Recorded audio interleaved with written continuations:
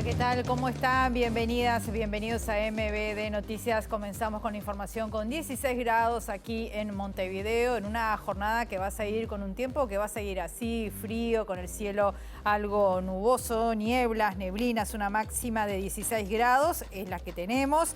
Vientos soplando del sureste a noreste entre 10 a 20 kilómetros por hora. Estamos viendo las cámaras del Centro de Gestión de Movilidad de la Intendencia de Montevideo. En Juan Carlos Gómez, entre 25 de Mayo y Rincón, hay trabajo de UTE hasta las 5 de la tarde. En 33, entre Buenos Aires y Reconquista, hay carga y descarga también hasta las 5 de la tarde. Y en Damaso Antonio Larrañaga, entre Brazo Largo y Tomás Claramunt, hasta las 17:30 horas están trabajando allí en la repavimentación.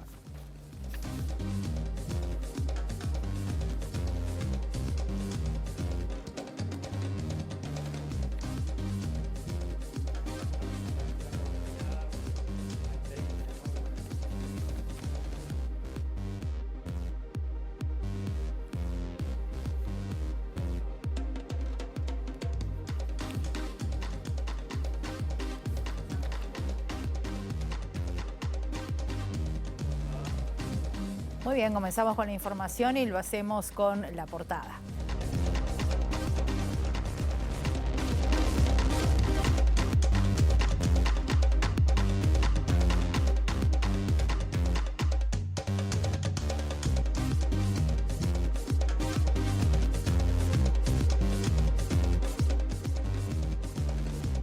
De la doctora Teresa Herrera como representante de Uruguay ante el Comité de Expertas de Derechos de las Mujeres de OEA. La decisión del gobierno se conoció desde la Secretaría del Mecanismo de Seguimiento de la Convención Interamericana Belén do Pará para prevenir y erradicar la violencia hacia las mujeres, pero hasta el momento la experta uruguaya no tiene comunicación oficial del gobierno uruguayo.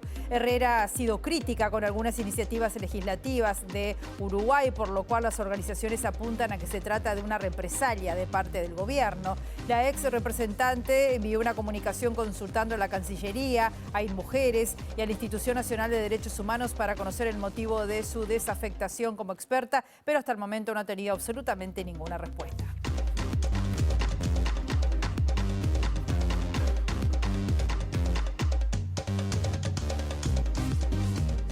Mañana movida a nivel del Parlamento. Vamos ya con nuestra periodista que ha estado allí toda la mañana, Giuliana Perdomo. ¿Cómo estás, Giuliana? Bienvenida. Buen mediodía para ti.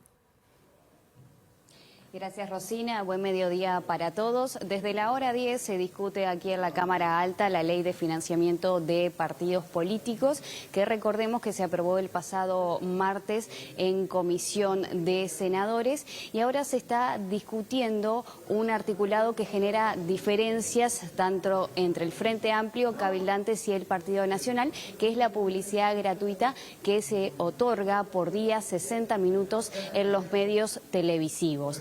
A esta hora hay un cuarto intermedio de la sesión y hay reuniones entre el Partido Nacional y Cabildo Abierto para poder llegar a un acuerdo. En este caso les contamos que se está buscando que esos minutos se puedan disminuir por parte del Partido Nacional, o en todo caso que se eleve la contrapropuesta que se planteó en la comisión, que data de una intervención, una única intervención por parte de los partidos en cada una de las elecciones, tanto internas como nacionales, y un posible balotaje para poder llevar adelante esta publicidad. Vamos a escuchar lo que decía hace unos minutos el coordinador de bancada, Carlos Maía, que hacía una valoración de esta ley donde todos los partidos políticos van a poder tener por igual esta publicidad gratuita en televisión.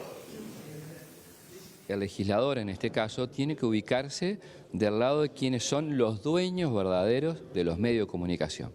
Y los dueños verdaderos de los medios de comunicación no son ni los que están al frente de los canales, ni el Estado, es la sociedad, es la gente.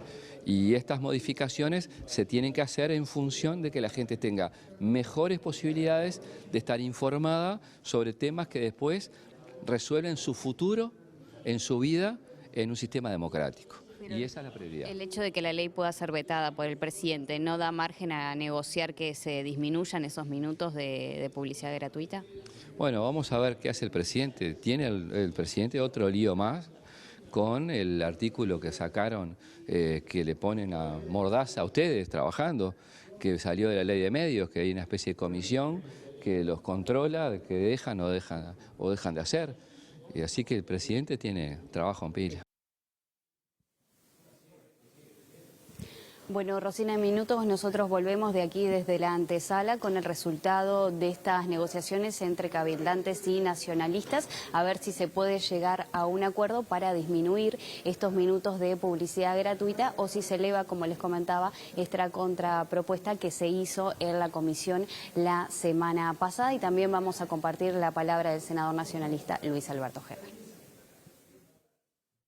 Juliana, hablando del Parlamento, las bancadas parlamentarias del Frente Amplio definieron convocar justamente allí al seno parlamentario al ministro del Interior, Nicolás Martinelli. Esto es por las declaraciones realizadas por la fiscal del caso Penades, Alicia Gione, quien señaló que Asuntos Internos del Ministerio del Interior le proporcionó información encriptada del celular del ex senador. Para Mario Vergara, el senador del Frente Amplio, es un hecho grave y evalúan el momento y mecanismo para convocar al jerarca.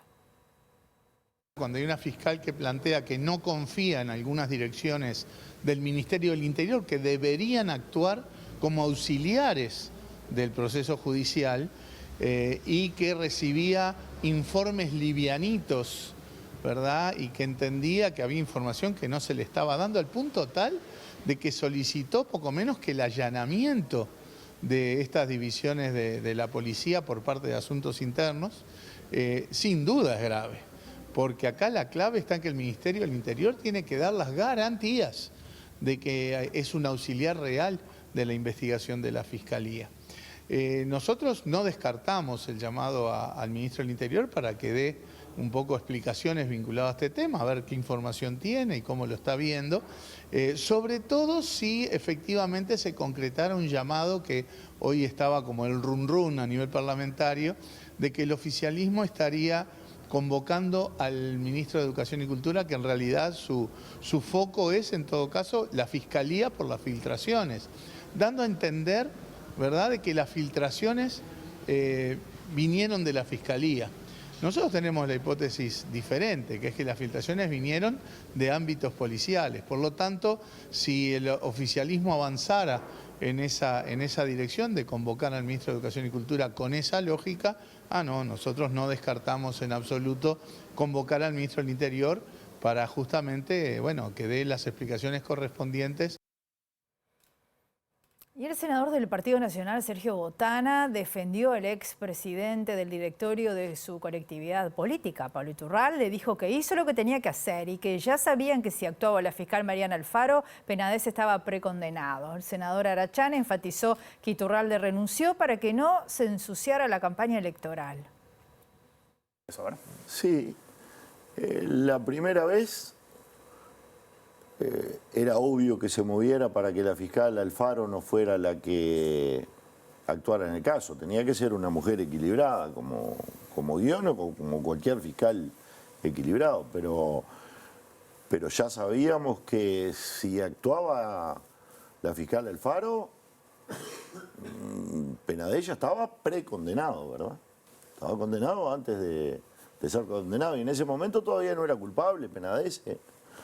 En ese momento era un hombre acusado. Y creo que Iturralde ahí hizo bien en lo que tenía que hacer. ¿Eso no es una presión? ¿No es una presión sobre el fiscal eso? Y esos chats eran privados, nos enteramos ahora. ¿Y cuál es la presión? Si eso no era público, ¿usted lo sabía? No. Nadie lo sabía. No. Nos enteramos ahora. De que él hizo algunas declaraciones que cree que pudieron haber tenido éxito, que en realidad eso siempre lo dudaremos, pero en todo caso se movió por una causa correcta. Y después cuando renuncia y lo entrega todo para que no se ensucie la campaña electoral del Uruguay.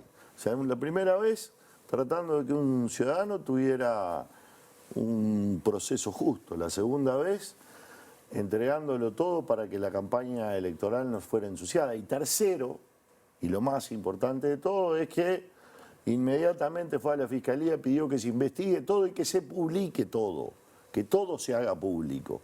Entonces, que eso es lo más importante de todo, porque eso transparenta todos los hechos y y nos tranquiliza a todos. Entonces, yo creo que tuvo una actitud, la actitud que tiene que tener un hombre. Digo, ¿Usted dice que estuvo bien lo que hizo Iturralde? Sí, porque, sí, por ejemplo, actuó como debe actuar un hombre. A mí no me gustan esos que se andan cuidando de no tener ninguna manchita, El precandidato presidencial del Frente Amplio, Yamandu Orsi, llamó a estar alerta y seguir con prudencia las derivaciones de la filtración de mensajes del celular de Gustavo Penades. Además, cuestionó la reacción del gobierno y particularmente la del presidente Lacalle Pou cuando se hicieron públicos los chats entre el ex senador y el ex presidente del directorio blanco, Pablo Iturralde. Esa es la peor de las presiones, la que vimos el otro día. ¿El presidente? Claro. Porque aparte viene nada menos que del presidente de todos los uruguayos. Tremendo. Creo que se perdió la oportunidad de tomar distancia de cosas que son incorrectas, pero tampoco creo que no se pudiera resolver si se aclaraba bien. El presidente la complicó más. ¿Cómo ha visto todo este tema que ha denunciado la propia fiscal Guione? Yo creo que hay que evitar la lectura lineal y hay que ir siempre un poquito más al fondo. Esto es complejo. Hay cosas que pasan que de repente no las estamos viendo. Entonces hay que estar muy atentos a lo que está pasando, ¿no? Por ejemplo, ¿qué está pensando? No puedo decirlo porque no lo conozco, pero me llama la atención esta seguidilla de cosas, donde se pone en el banquillo nada menos que a la fiscalía, donde salen todos a coro a criticar al Ministerio Público, y un día sí y otro también te vas enterando de cosas donde nunca se termina de redondear, ¿no? Yo creo que hay una desprolijidad manifiesta en la actitud del gobierno desde que asumió hasta hoy, pero a su vez hay toda una manipulación y un manejo atrás que nos obliga a estar alertas y prudentes. Agustín Iturralde, coordinador del programa de Álvaro Delgado, dijo que la campaña es de propuestas y nada los va a mover de ese eje. Al ser consultado sobre si los últimos acontecimientos afectarán al Partido Nacional, entre los que se encuentra la renuncia de su padre al frente del directorio blanco, el programa de Delgado plantea reducir a la cuarta parte la pobreza infantil, que hoy se ubica en 20% en esa franja etaria, porque según argumentó no es posible eliminarla del todo en un periodo de gobierno. Además proyectan eliminar 15.000 puestos de trabajo en el Estado. En el próximo quinquenio tiene que ser la prioridad política y presupuestal número 1 y decimos que queremos llegar al final del quinquenio con una inversión cercana al orden de los 200 millones de dólares anuales, de aumento en el tema primera infancia del orden de los 200 millones de dólares anual. Obviamente eso es una inversión muy importante que nos permitiría dar una baja significativa de vuelta. Ese número que está ahí, Pilar, no es el objetivo para los 5 años. Sí, uno decía, bueno, ¿por qué no eliminarla de todo? Queremos ser muy responsables a lo que uno puede prometer. Uno mira la evidencia internacional y la pobreza infantil no se erradica del todo ni en 5 ni en 10 años, porque ojalá fuera un problema que simplemente apretar un botón y transferir plata. Tiene raíces muy profundas para decir, bueno, para ser un país desarrollado, mínimo que tenemos que estar, bueno, por lo menos una cuarta parte de lo que tenemos ahora. Creemos que en el próximo quinquenio se puede avanzar significativamente. Entre los ahorros que propone el programa de Delgado está la reducción de 15.000 funcionarios públicos al final del quinquenio por el no llenado de las vacantes. Claramente no estamos pensando en rebajar ni maestros ni policías, claramente no va por ahí. Básicamente lo que nosotros creemos es que hay espacio. Cuando dicen 15.000 suena mucho, cuando uno dice 1% anual y uno sabe que se retira más de un 4% anual, no parece tanto. Y básicamente lo que decimos es que hay que hacer un esfuerzo por reducir todo lo que son cargos administrativos. Iturralde no quiso pronunciarse sobre los últimos hechos vinculados al Partido Nacional que desencadenaron la renuncia de su padre a la presidencia del directorio. La campaña nuestra es una campaña de propuestas hacia adelante. Nosotros estamos muy orgullosos de lo logrado por este gobierno y creo que es un programa de propuestas y ese es el eje de la campaña y ese es lo que no nos van a mover. Especialistas y activistas de la sociedad civil desmintieron los dichos de Álvaro Delgado sobre la fuente infinita de agua potable que sería la planta potabilizadora de agua que se va a construir en Arasatí, en San José. Señalaron que los dichos del precandidato nacionalista fueron irresponsables. En el spot publicitario que lanzó el precandidato presidencial nacionalista Álvaro Delgado, con una duración de 5 minutos, entre otras cosas, se menciona que el proyecto Arasatí será una fuente infinita de agua potable. Esto fue desmentido por especialistas del tema. Hay un error grave de concepto. Sabemos que el agua del Río de la Plata no es infinita, porque está hablando de agua potable, y el agua potable no es infinita porque tiene una cantidad de costos, y aparte la fuente del Río de la Plata, la academia está diciendo que esa planta potabilizadora no va a dar agua potable todo el año, además de que solamente va a abastecer, en el mejor de los casos, con el máximo funcionamiento, un 30% de la demanda del área metropolitana. Es muy irresponsable cuando ya alertamos y cuando ya dijimos durante la crisis que eso no era verdad, cuando la ciencia está diciendo que eso no es verdad. Seguir mintiendo es absolutamente irresponsable y es seguir haciendo humo. El diputado del Frente Amplio, Sebastián Valdomir, que pertenece al MPP, se refirió a la similitud de número de lista y lema de una agrupación política del Partido Nacional que se llama Participación Popular Montevideo. El parlamentario señaló que su sector podría impugnar la presentación de esta lista ante la Corte Electoral una vez que se haga pública esta papeleta. La información brindada por el periodista Martín Ribeiro da cuenta de la resolución de la Corte Electoral con fecha 20 de mayo, habilitando a la agrupación departamental Participación Popular Montevideo a utilizar los números de listas 9.609 y 5.609 para las próximas elecciones internas. Son dos listas del Partido Nacional registradas con un nombre y una numeración muy idéntica a la del Movimiento de Participación Popular, la 609, desde muchos años muy conocida. Y la denominación y la numeración es muy idéntica. Nosotros estamos estudiando el tema, ya lo planteamos también en el Frente Amplio, porque claramente acá es otro lema, es el Partido Nacional que registró esta lista. Entonces nosotros estamos analizando los pasos a seguir, seguramente haya alguna acción de recursividad, ¿no?, de impugnar ese tipo de lista, pero no nos sorprende tampoco porque hay otros ejemplos que han circulado por las redes sociales y en la prensa en estos días de listas de otros partidos, incluso una lista del Partido Colorado con una coloración, con unos tonos muy similares a los del Frente Amplio. Entendemos que que eso no, en realidad están induciendo error al electorado, que se debería cuidar mucho más eso por parte no solo de la Corte, sino también por parte de las autoridades partidarias, para que los diferentes lemas tengan claramente identificados sus diferentes sectores, sus diferentes listas, y que no se induzca error. Lo que queremos es que se aclare rápidamente esto cuando tengamos, además de esta circular que sacó la Corte, tener un diseño concreto para poder impugnar concretamente. La Cámara de Emergencias Móviles emitió en las últimas horas un comunicado señalando la preocupación por el aumento de lo que son las enfermedades respiratorias y todo lo que esto está motivando en el trabajo, la cantidad de atenciones que se están dando por día. De todo eso nos va a hablar nuestro periodista Eduardo Delgado. ¿Cómo estás, Eduardo? Bienvenido. Un gusto saludarte, Rosina. Así es, como tú bien comunicabas, este comunicado habla de una demanda atípica, ¿no? Un incremento atípico de la demanda asistencial a nivel de las emergencias móviles y también un adelantamiento de casos de problemas respiratorios superior a años anteriores. Y por eso estoy con Guillermo Vázquez, de la propia Cámara de Emergencias Móviles. Guillermo, para por lo menos primero conocer, digamos, aproximadamente cuánto es este incremento que se ha dado en la atención de las emergencias. Sí, el incremento está en torno del 30 al 50%, dependiendo del día de la semana, pero oscila en esos valores. ¿Y qué implica para las emergencias móviles esto en cuanto a cómo atender justamente esta situación y si puede implicar, digamos, demoras en los tiempos de atención?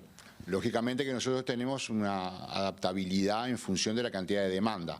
Para esta época del año no lo teníamos previsto, porque siempre esto ocurre a mediados de junio, principios de julio. Esta vez se nos desplazó a mediados o principios de mayo y ha ido increyendo en todo este tiempo.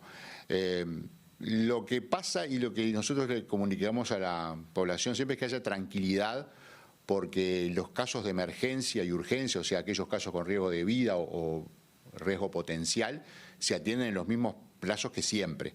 Lo que sí que como consecuencia de esta demanda tan excesiva hubo que administrar de alguna manera, por decirlo, la cola de espera de las patologías banales a un tiempo un poco mayor que lo normal, pero nada más que eso.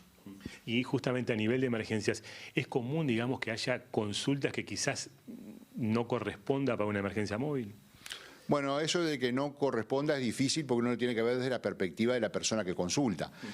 Sí, nosotros tenemos la posibilidad inclusive de que haya orientaciones telefónicas, que se comuniquen a ver si la patología que tiene hace de mérito que se vaya a atender o no, pero también una vez que hay un consenso de las dos partes de que tienen que ir, se puede administrar el tiempo en que se va. Y esto felizmente la población uruguaya tiene mucha cultura con respecto a la relación con las emergencias médicos móviles y acepta perfectamente que haya un tiempo algo mayor que lo normal. Y Guillermo, ¿cuáles son las principales recomendaciones para hacer a la población ante este incremento justamente de casos? Bueno, la principal recomendación es la vacunación. Lamentablemente hemos estado un poco lentos en vacunarnos este año. Les recomiendo a todos que se vacunen. Eso es muy importante. Segundo, las medidas habituales de protección, protegerse del frío, en el caso que uno tenga que salir, que salga suficientemente abrigado, en el caso que tenga una manifestación de la enfermedad respiratoria, quedarse en la casa, podría inclusive, si una persona se tiene que exponer en un ambiente con muchas personas, utilizar tapaboca, no olvidarse de lavarse las manos frecuentemente, cuando tiene que toser o estornudar, a recordarse de taparse con el pie del codo, las recomendaciones habituales que hay para este tipo de situaciones, ¿no? Guillermo, muchas gracias por estos minutos, muy amable. Por favor, gracias a ustedes. Rosina, agregar en este sentido, como decía Guillermo Vázquez, uno de los temas principales es el tema de la vacunación. Y hoy, 14:30, el ministro interino de Salud Pública, José Luis Argián, se reunirá con 3 sindicatos de la salud justamente para intentar incrementar el porcentaje de población que se vacune, en especial en 3 áreas: infancia, mujeres embarazadas y personal de la salud.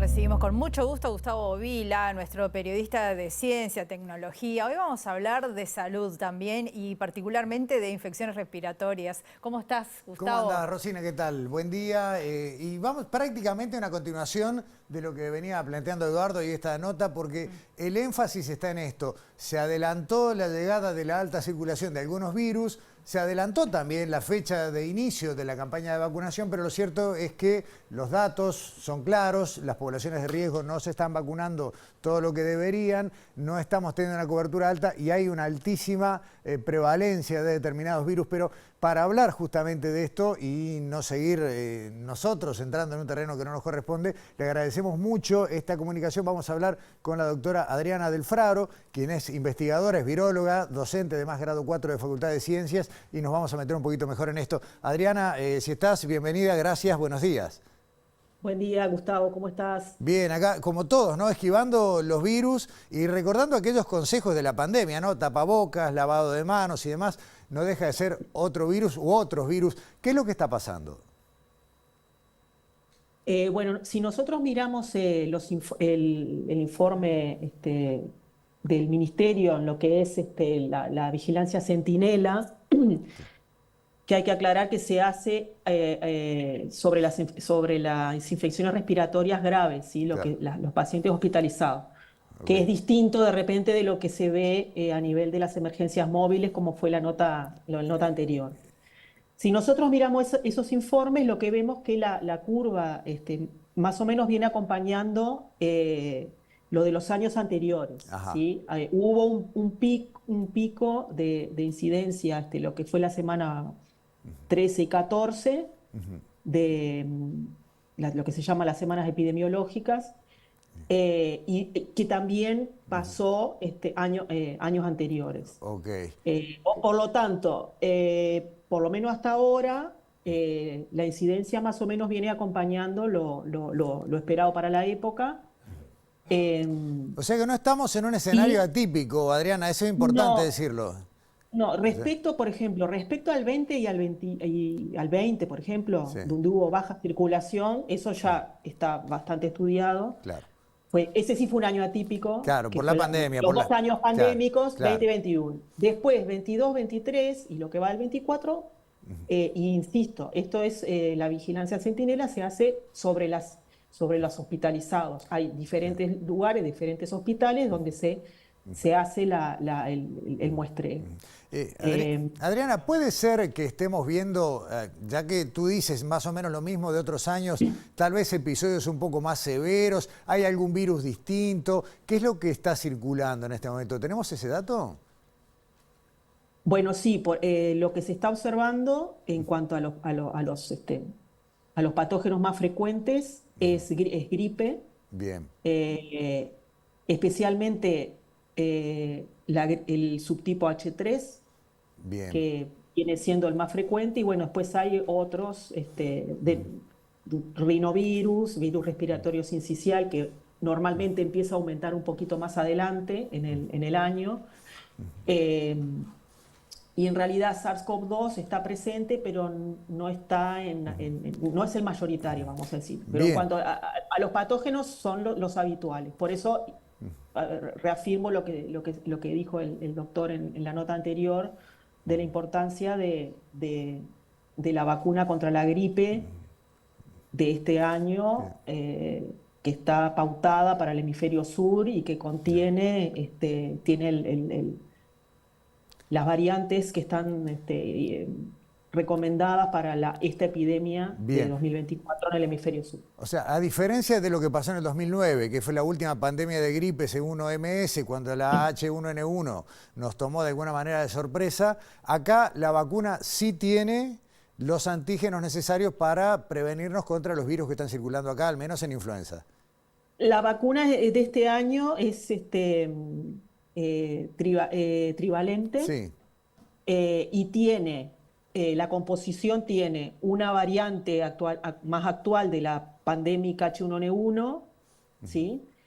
Contiene H1N1 entre las tres variantes que incluye H3N2 y también incluye un linaje, el que circula desde hace tiempo, de influenza B, que se llama B Victoria. Entonces, con esos tres componentes, digamos, es que se ha construido, digamos, la vacuna actual. Bien, entonces, Adriana, y para redondear esta charla breve, creo que podemos concluir con lo mismo de siempre, pero hay que repetirlo una y otra vez. La vacuna es necesaria, ni hablemos de los grupos de riesgo, pero en realidad es necesaria para todos. Bueno, en realidad lo que se está haciendo más énfasis, y es bastante importante, es en aquellos grupos que siempre decimos que es importante proteger: los adultos mayores, los niños a partir de 6 meses, y, por ejemplo, las personas que trabajan, personal de salud, personas que trabajan en contacto en los establecimientos de cuidado de adultos mayores. Esos son embarazadas también. Claro. Dicho esto, cualquiera de nosotros se puede vacunar, y en realidad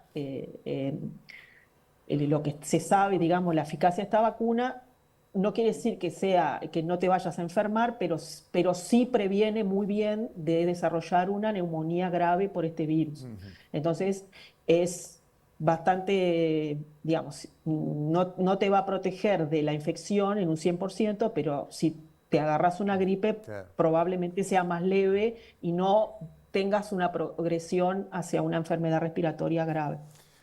Adriana del Fraro, lo hemos dicho un montón de veces estos años, pero lo habrá que seguirlo diciendo y repetir: la vacuna hace bien, nos ayuda a tener mejor salud. En este caso, la antigripal está en todas partes, es cuestión de buscar en internet dónde se aplica, ir y darse la vacuna y garantizarnos un invierno un poco más tranquilo, ¿no? Tal cual, tal cual. Y bueno, después las medidas de higiene habituales, que ya hemos hablado hasta el cansancio, pero bueno, ventilar los ambientes es importante, lavado de manos es importante, ni que hablar si voy a estar con bebés pequeños, si voy a estar con las personas mayores del hogar, en fin, todas esas medidas que ya conocemos, que ya capaz que aburrimos un poco con repetir lo mismo, pero bueno, no dejan de ser efectivas. Hay que insistir. Adriana del Fraro, viróloga de Facultad de Ciencias, muchísimas gracias por estos minutos. Bueno, gracias a ustedes, abrazo. Buen día, igualmente.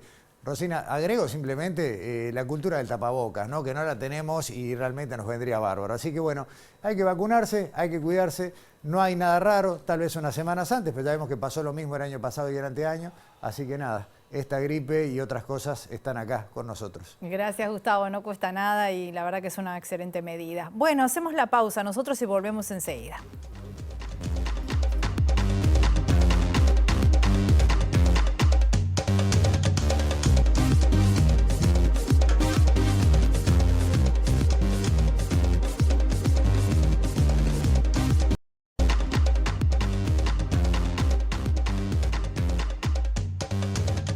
Cuarto bloque de MBD Noticias. Continuamos con información con 16 grados a esta hora y volvemos al Parlamento. Juliana Perdomo, te recibimos con mucho gusto nuevamente. Adelante. Gracias, Rosina. Los convoco nuevamente porque al parecer, si bien continúa el cuarto intermedio de la sesión, hay acuerdo entre Cabildo Abierto y el Partido Nacional para reducir los minutos de publicidad gratuita que se le destinarán a los partidos políticos en los medios televisivos. Les contamos que hubo una reunión donde participó Graciela Bianchi, también el senador Luis Alberto Heber y Guido Manini Ríos por Cabildo Abierto. En estos momentos se está levantando la comisión, van a hacer los planteos porque va a votar la coalición de gobierno en conjunto y el Frente Amplio probablemente pida otro cuarto intermedio para analizar esta propuesta que van a presentar en unos minutos y luego decidir si la acompaña o no. Probablemente, y según nos comentaron las fuentes de la coalición de izquierda, van a mantener su postura tal y como se votó el articulado la semana pasada en comisión de Senado. Pero vamos a escuchar más temprano lo que decía el nacionalista Luis Alberto Heber, que explicaba los motivos de por qué al momento no habían llegado a un acuerdo a las negociaciones.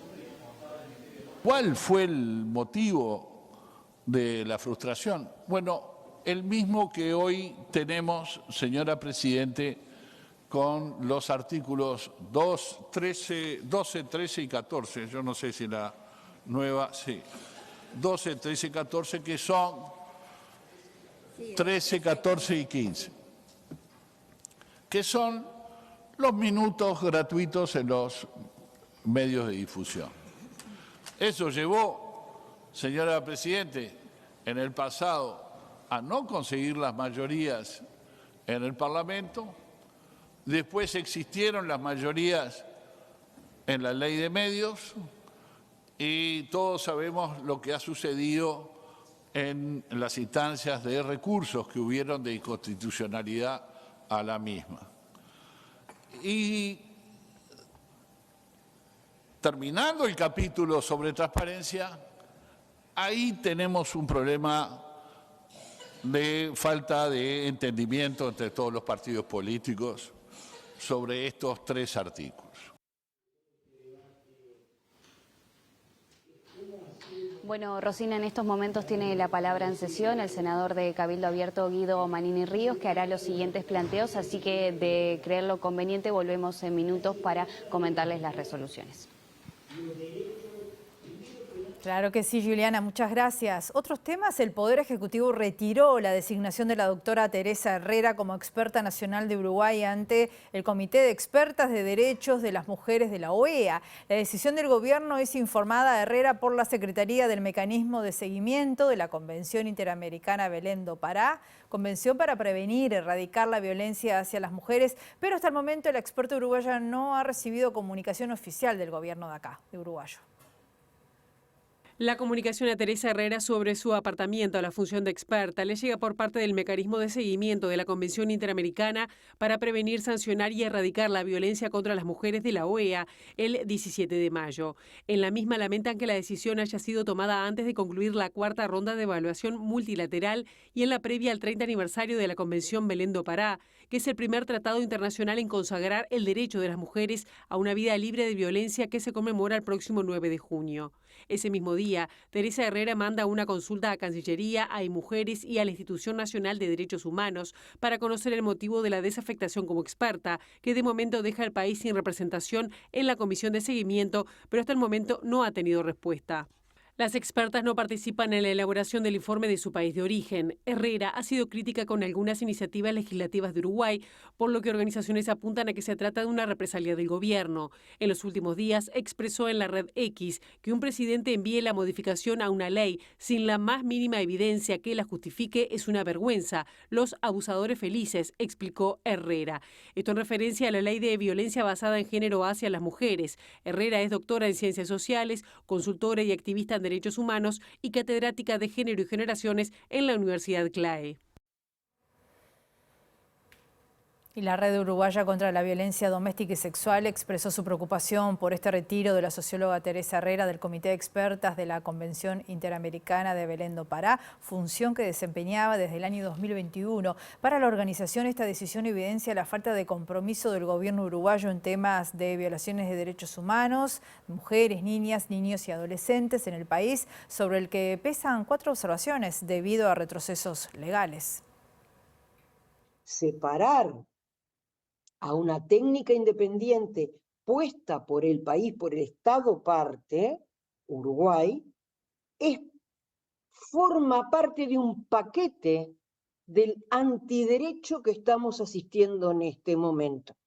Es un avance antiderecho muy serio y que tenemos que denunciar desde todo punto de vista. Nosotros hacemos un llamado a la población y hacemos un llamado al gobierno de poder debatir nuevamente, junto con la sociedad civil, que somos las que tenemos el conocimiento, sabemos lo que pasa en territorio, sabemos que la mayoría de los femicidios no han hecho una denuncia previa porque además las mujeres tienen miedo.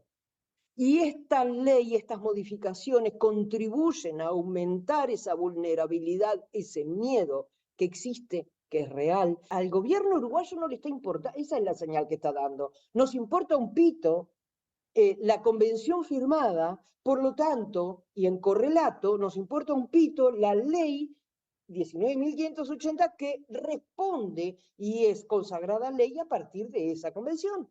Ese es la manifestación que está haciendo el Estado uruguayo. No nos importa. No nos importa los femicidios. No nos importa la situación de los niños, niñas. No nos importa. Desde InMujeres, fuentes dijeron a MBD Noticias que el problema radica en lo presupuestal. Vamos a seguir ampliando respecto a este tema. Cambiamos ahora de tema porque el representante regional de ONU sobre derechos humanos y el representante de UNESCO en Uruguay se expresaron en contra de diversos aspectos del proyecto de ley de medios. Mediante una nota dijeron que es particularmente preocupante el artículo orientado a garantizar la imparcialidad que fue agregado recientemente en el Senado y llamaron a la Cámara de Representantes a reverlo.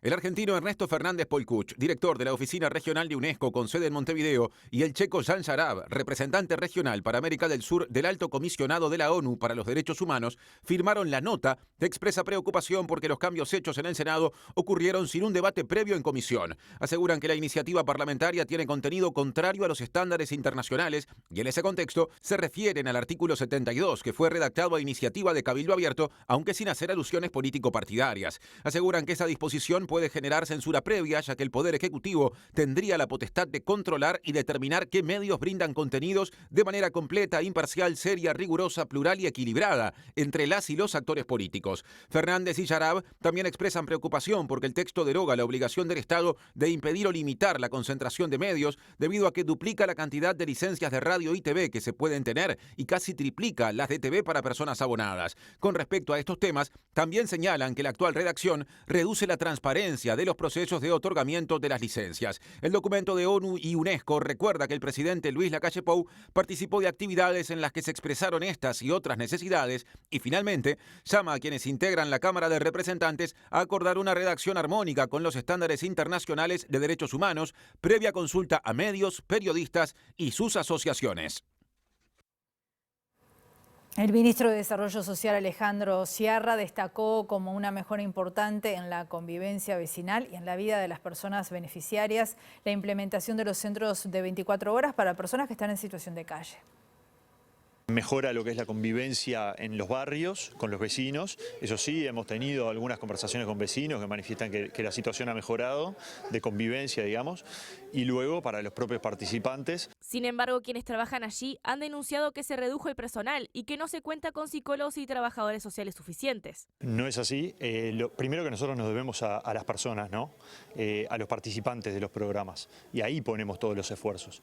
Y segundo, que el director del programa Calle, Gabriel Cunha, ya ha explicado más de una vez cómo se ha mejorado el ratio cantidad de personas, cantidad de técnicos. Entonces, nosotros lo que tenemos que hacer es una valoración cualitativa en cuanto al servicio que se le brinda a los participantes y desde ahí tenemos la tranquilidad de saber que estamos haciendo el mejor trabajo posible. Además, desde el sindicato manifiestan que los equipos están recargados de trabajo porque también deben acompañar los procesos de cocina de los usuarios. A cualquiera que vive en un hogar, ya no un refugio, sino su propio hogar, algunas personas se cocinan, sí, por supuesto. ¿Pero no le parece que debería haber personal capacitado para entrenar esto en particular? Mirá, no.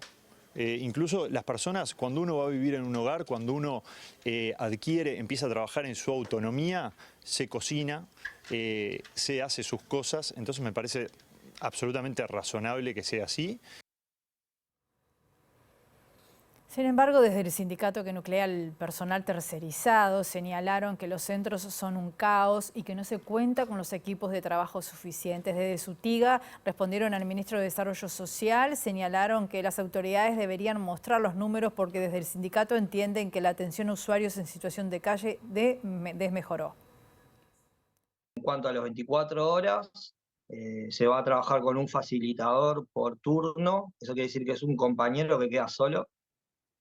Si bien la cantidad en los 24 horas de usuarios es menos de lo que había, que son 12 usuarios para una persona, trabajar solo con 12 usuarios es complejo porque en realidad se dan situaciones, hay gente que tiene a veces problemas de salud mental, puede haber problemas de adicciones, puede pasar lo que sea. Estaría bueno que muestre los números. Yo te digo que nosotros tenemos claro que el ratio, por ejemplo, de psicólogo, ponerle un tema, salud mental, de psicólogo, de hecho los CAT que ellos crearon han venido a algunos refugios y nos dicen que todavía no tienen la forma en que van a trabajar.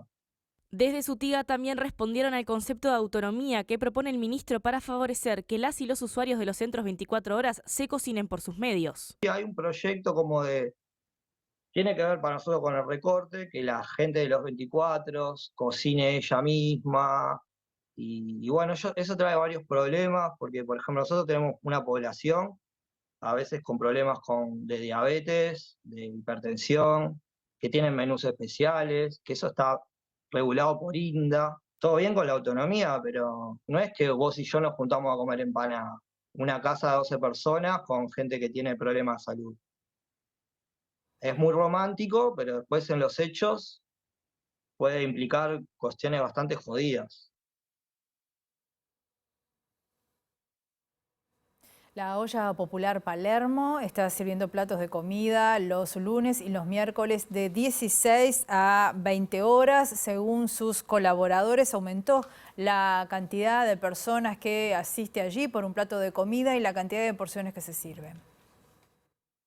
Hace 2 semanas cumplimos un récord de 470 porciones, pero nosotros tenemos un promedio de 300 porciones acá, más o menos 300 porciones. Esta situación es algo que se está agravando cada vez más, que nosotros que estamos acá y ponemos el cuerpo lo podemos confirmar, sobre todo sobre fin de mes, que es naturalmente donde la gente no tiene tantos ingresos y se acercan a estos espacios, no solo acá, sino a la cantidad de ollas que hay por todo el territorio.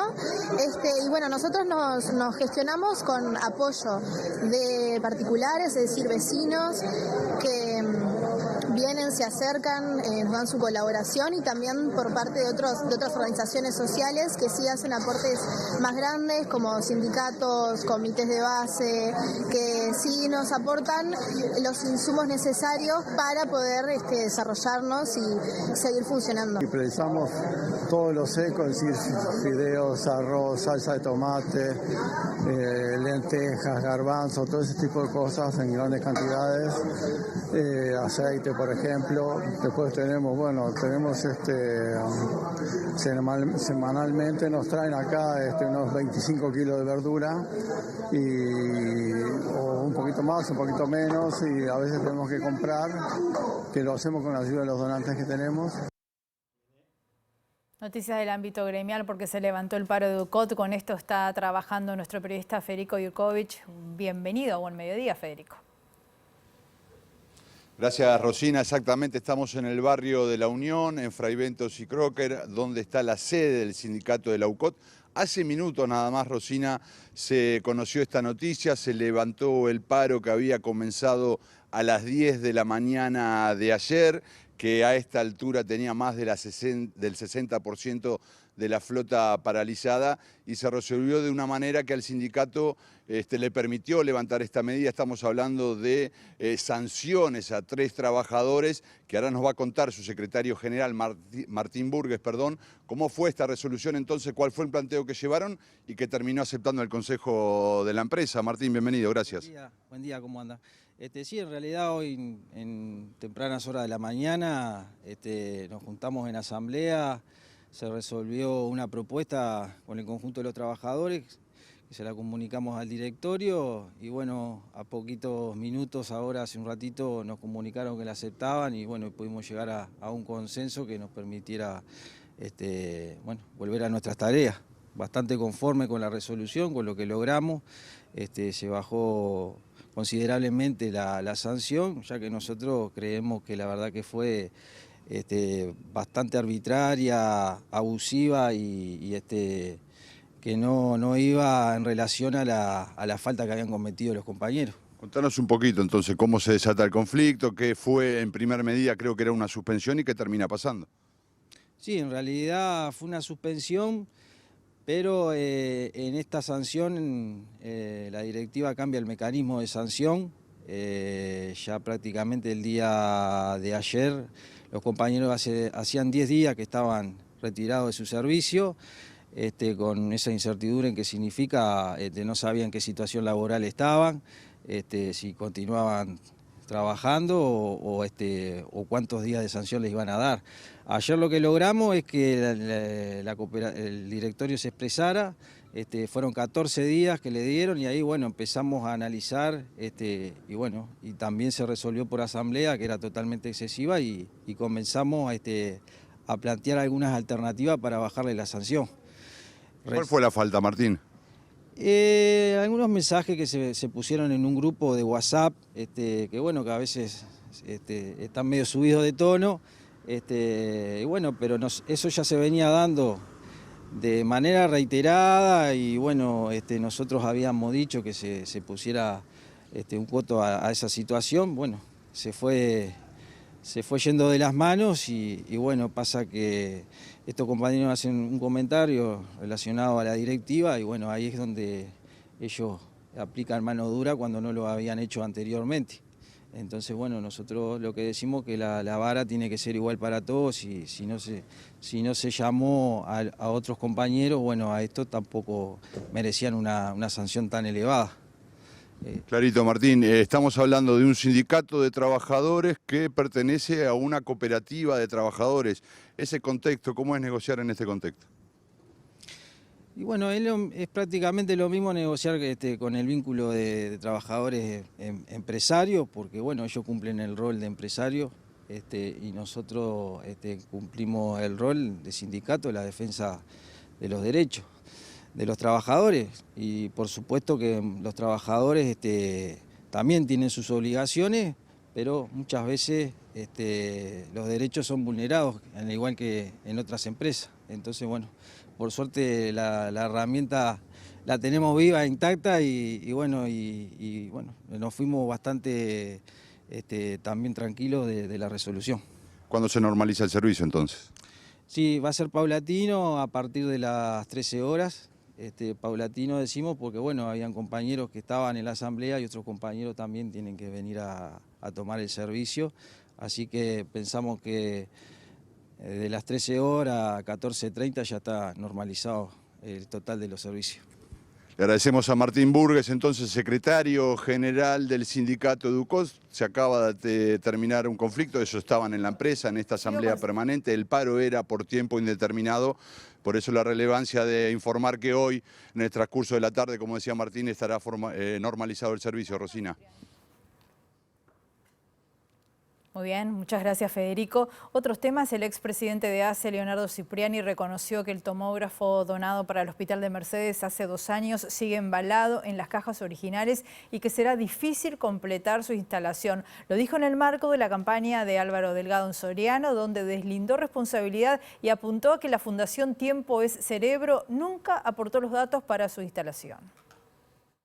El lunes 27 de gira por Soriano con el precandidato Álvaro Delgado, el expresidente de ACE, Leonardo Cipriani, fue consultado si era verdad la denuncia del diputado frente amplista Enzo Malán acerca del que el tomógrafo donado en 2022 al Hospital de Mercedes seguía sin instalarse. El medio departamental Crónicas publicó al día siguiente que Cipriani respondió que eso era cierto, precisando que el material de última generación sigue depositado en dependencias del Batallón de Infantería 5 a fin de preservarlo de eventuales deterioros. De todos modos, el dirigente nacionalista dijo que será difícil completar la instalación y le quitó responsabilidad al Estado, al señalar que desde un primer momento el tomógrafo y su lugar de emplazamiento corrían por cuenta de la comisión, mientras que ACE se comprometió a financiar el funcionamiento. El día de la entrega del tomógrafo, Cipriani había destacado, igual que este lunes, que la instalación requiere de unos $500.000. La situación del tomógrafo quedó al descubierto hace 10 días, cuando el diputado Malán publicó fotos de las cajas en las que todavía se encuentra y realizó un pedido de acceso a la información pública sobre este tema, luego de que, aún como presidente de ACE, Cipriani no diera respuesta a un informe pedido por el Parlamento que había hecho el legislador en diciembre de 2023. Hacemos una pausa bien breve y volvemos enseguida.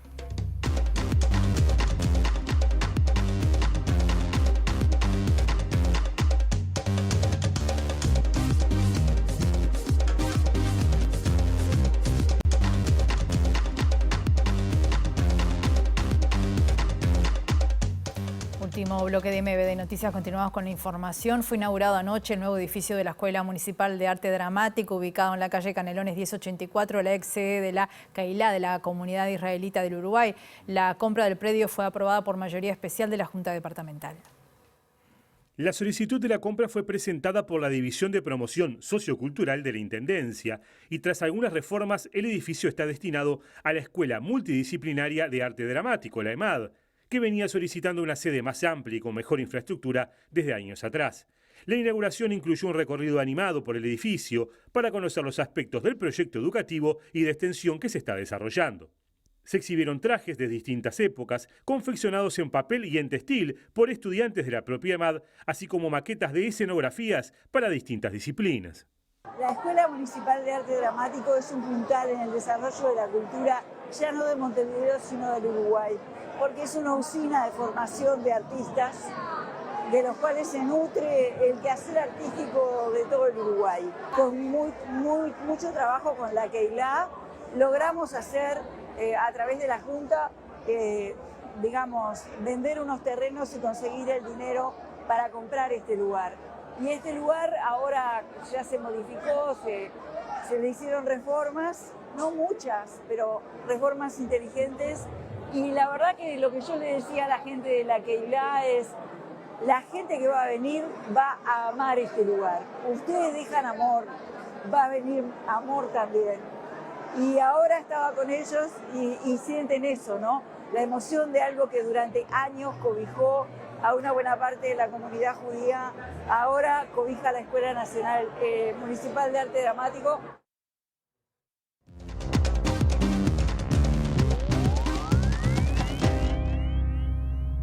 El presidente argentino Javier Milei desplazó a su jefe de gabinete, Nicolás Pose, uno de sus funcionarios de mayor confianza, debido a diferencias de criterio y expectativas en la marcha del gobierno y las tareas encomendadas, entre ellas el fracaso parlamentario de la llamada Ley Bases. El presidente argentino aceptó finalmente la renuncia de Nicolás Pose como jefe de gabinete y en su lugar nombró al actual ministro del Interior, Guillermo Francos. Definición que se tomó tras semanas de rumores y cuestionamientos al ahora exfuncionario que venían desde lo más alto del gobierno, por las demoras en la gestión y las diferencias con los dirigentes de primera línea de la administración libertaria. El nuevo jefe de gabinete, Guillermo Francos, tuvo una importante tarea en la negociación con la oposición y ha sido uno de los voceros y defensores más activos del oficialismo desde la campaña y el inicio mismo de la gestión el 10 de diciembre pasado. El presidente había adelantado la semana pasada en una entrevista televisiva que iba a tomar definiciones sobre su equipo de colaboradores, y aunque habló en la oportunidad de poner en revisión a todo el gabinete, su mirada estaba puesta en Pose. De esta manera designó una figura clave para los desafíos que tiene por delante, como la aprobación de la ley bases y el paquete fiscal, condición necesaria para firmar el Pacto de Mayo y luego poner en marcha el nuevo Consejo de Mayo. Las diferencias entre Pose y Milei habían quedado expuestas cuando el mes pasado el entonces jefe de gabinete fue el único funcionario que se ausentó a la presentación que hizo Milei en la Fundación Libertad, para luego tampoco participar en la presentación del libro de Milei en el Luna Park. El fiscal especializado en delitos de lesa humanidad convocó para esta tarde a las 15 horas a una conferencia urgente. Según fuentes consultadas por MBD Noticias, habría novedades importantes respecto al hallazgo de restos de detenidos desaparecidos. Vamos a estar con eso en vivo, obviamente, desde las 15 horas. Nos vamos, que pasen bien. Hasta luego.